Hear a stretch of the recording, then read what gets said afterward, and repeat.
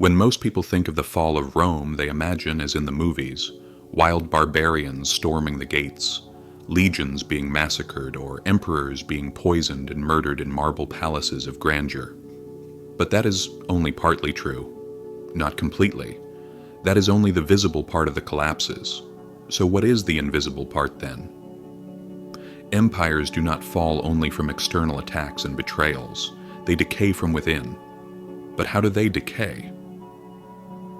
What history has shown us is that one of the most corrosive and cruel forces is money itself.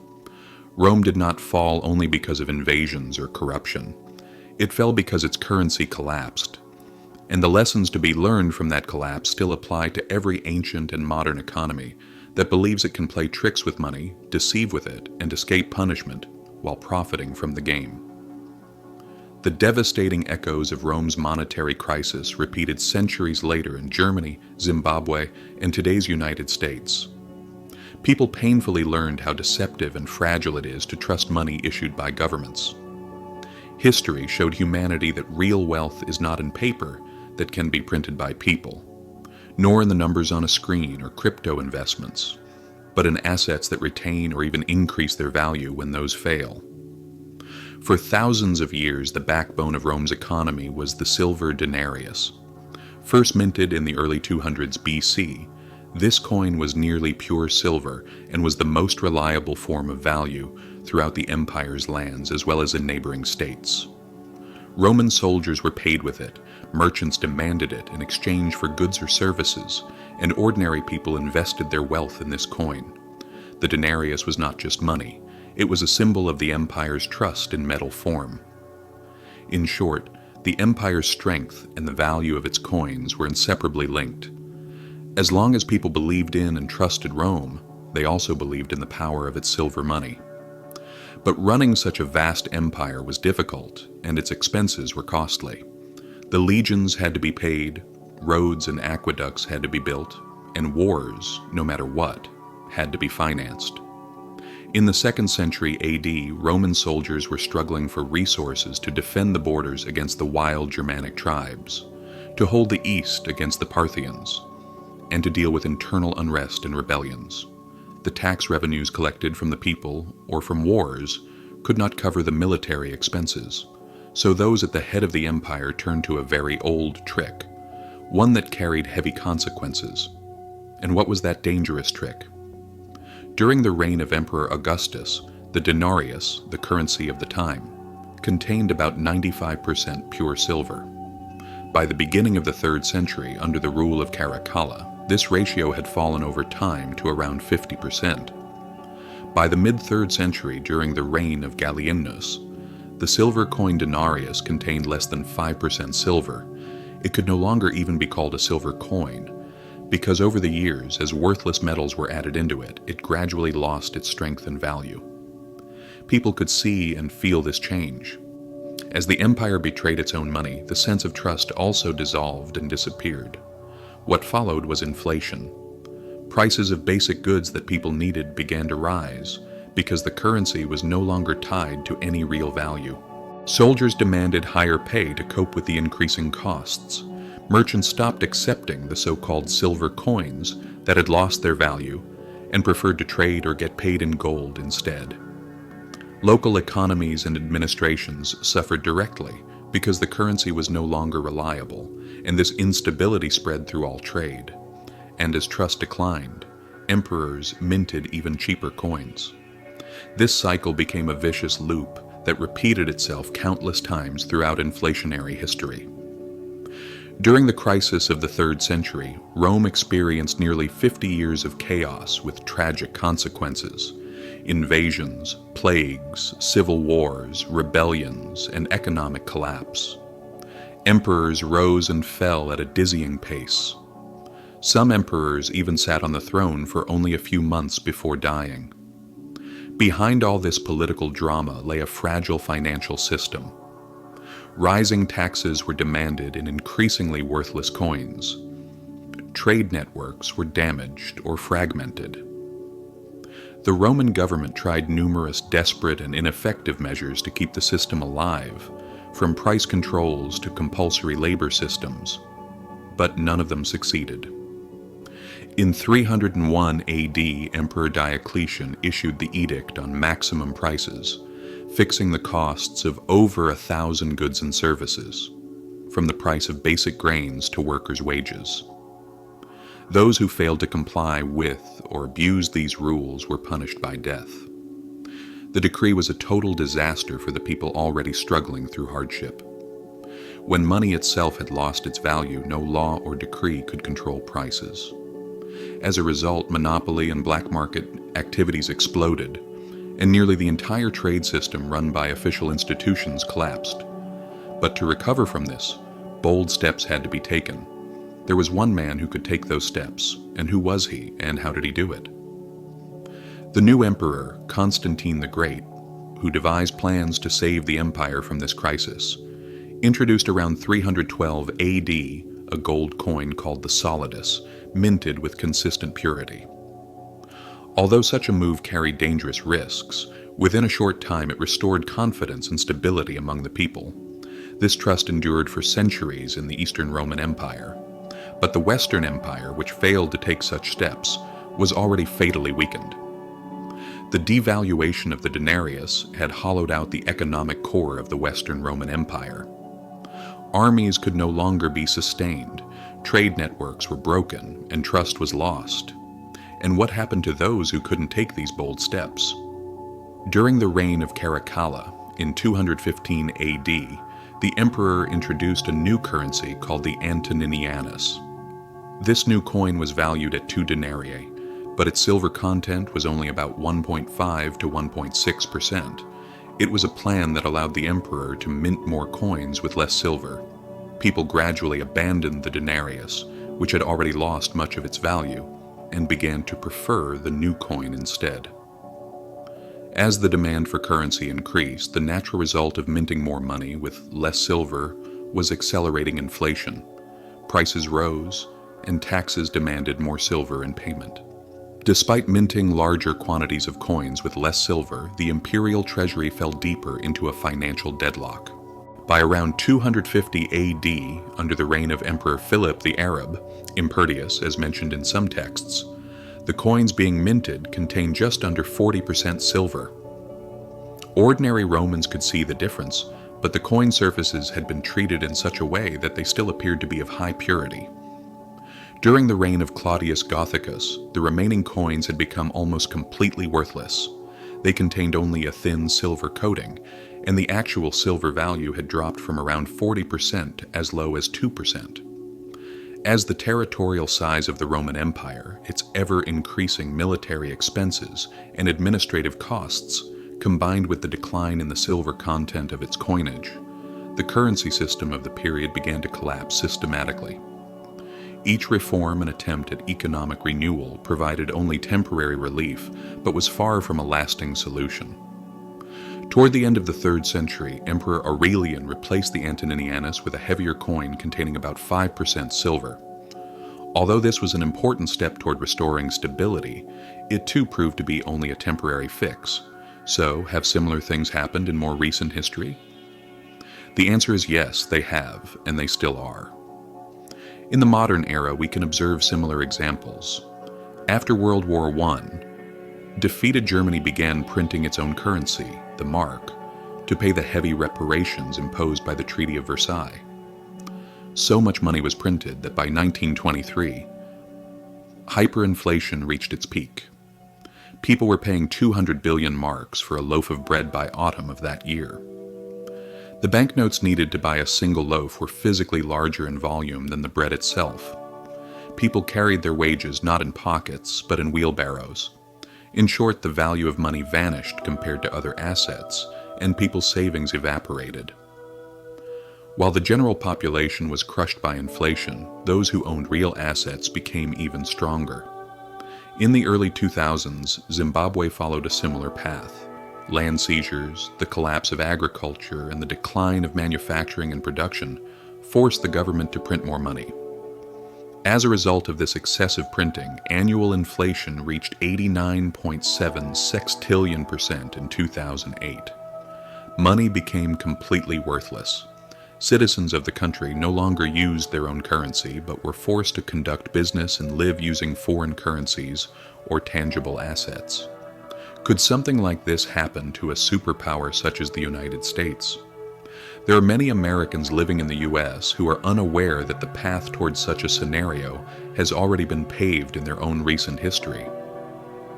In 1971, the U.S. dollar was taken off the gold standard. To put it simply and clearly, in 1971, America said, "We will no longer tie our money to gold. The value of our money will be based solely on our word." In other words, money was now backed only by trust in the government, and that made the temptation to overspend uncontrollable. From that point onward, America's internal and external debts multiplied. The supply and demand for money expanded, and inflation became a continuously intensifying current. Today, the dollar's value is far lower than it was when that rule was first changed. Just as in the past, the paper notes and coins of the old empires looked the same, but their true worth had been hollowed out. This process began for our modern world back in 1971, and it has been steadily bending downward ever since. Unless measures are taken, it appears destined to continue all the way to the inevitable end. The experience of Rome serves as a warning for the modern economy. When a currency loses the trust of the people, the social fabric, public and private institutions, trade, and the mechanisms of the state all begin to unravel. Throughout history, empires and governments, instead of taking the painful measures required to balance their finances, have chosen to delay the danger to future years, devaluing their money in the process. The elites preserved their wealth, while the ordinary, salary-dependent, and unprepared citizens paid the price. One of the most important lessons from Rome's monetary crisis is that money is built on trust. This truth is as real as death itself. As the silver content of the denarius declined, the public's faith in the state eroded. Soldiers could no longer receive the true value of their wages. Merchants stopped accepting the devalued coins and turned to alternative means of exchange, and farmers abandoned their lands rather than pay taxes. Manufacturing came to a halt. This was not merely an economic crisis, it was the poisoning of the entire bloodstream of society. Every vein and every organ began to collapse from within. This historical reality manifests itself inevitably in the modern world as well. In the 1970s, when the United States abandoned the gold standard, the dollar's value shifted from a tangible, touchable asset, gold, to something abstract, the promise of a government. Today, many people feel their salaries, savings, investments, pensions, and dreams are constantly losing value. The banknotes may look the same, but their purchasing power diminishes day by day. Just like in ancient Rome, ordinary people bear the burden, while the wealthy manage to protect their assets. As in most nations whose empires collapsed, modern governments, instead of implementing constructive solutions to meet their financial obligations, take the quick, easy, and destructive route, printing more money, manipulating interest rates, and expanding debt. Yet the outcome is always the same. Inflation rises, trust erodes, and people are forced to confront harsh economic realities. As in Rome, this process unfolds quietly. It goes unnoticed at first, but the accumulated problems eventually explode, and will explode. The lesson for individuals is clear.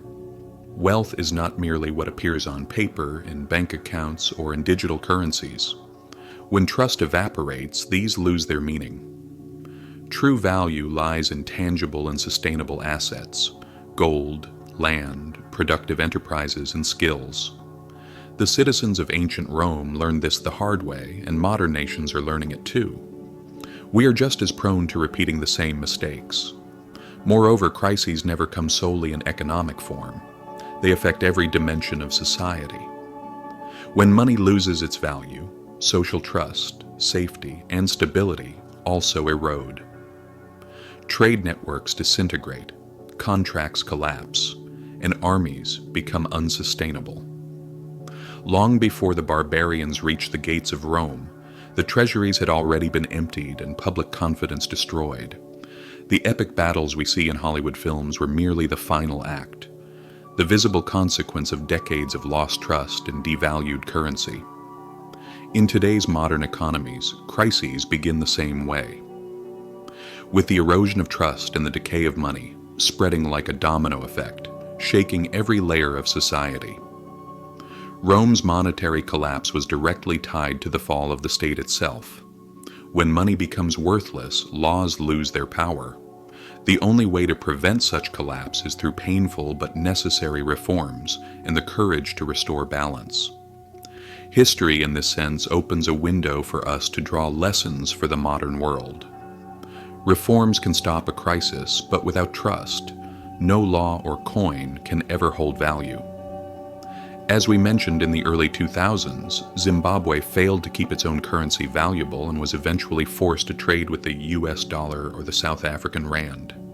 It was the salaried people of that period who suffered.